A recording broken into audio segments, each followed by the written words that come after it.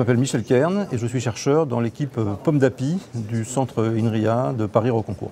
Mon équipe donc Pomme d'Api travaille essentiellement sur des sujets autour des écoulements d'eau souterrains, donc développer des modèles mathématiques pour faire des simulations qui vont trouver des applications par exemple au stockage de déchets nucléaires ou au stockage géologique de gaz carbonique.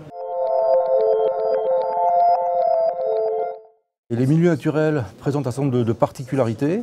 Par exemple, le fait qu'ils sont très hétérogènes, on retrouve des roches très différentes à différents endroits, et que les sujets sur lesquels on travaille se passent sur des durées très longues. C'est le million d'années pour les déchets nucléaires, c'est la dizaine de milliers d'années pour le CO2.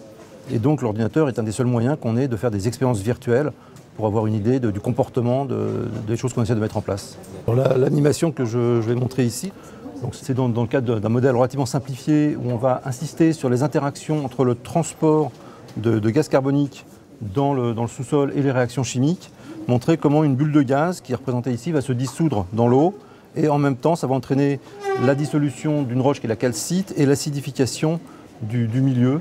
Donc c'est ce qu'on voit ici. Donc les durées sont de l'ordre de quelques milliers d'années. Là on doit être à peu près à 2000 ans. On voit que la bulle a tendance à se dissoudre dans l'eau, qu'en même temps le milieu devient plus acide et un très léger phénomène de dissolution de la roche ambiante. Donc c'est le genre d'étude qui peut servir à comprendre effectivement mieux comment évoluerait un stockage géologique de gaz carbonique sur quelques milliers d'années. On ne peut manifestement pas faire les expériences.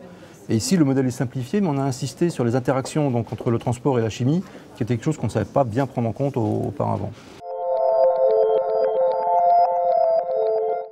Donc nos travaux se situent plus sur un niveau méthodologique. On a tendance à regarder un peu plus à fond des modèles simplifiés, sans prendre forcément en compte l'ensemble des phénomènes au départ, pour pouvoir bien comprendre certains des points qu'on juge critiques dans la modélisation.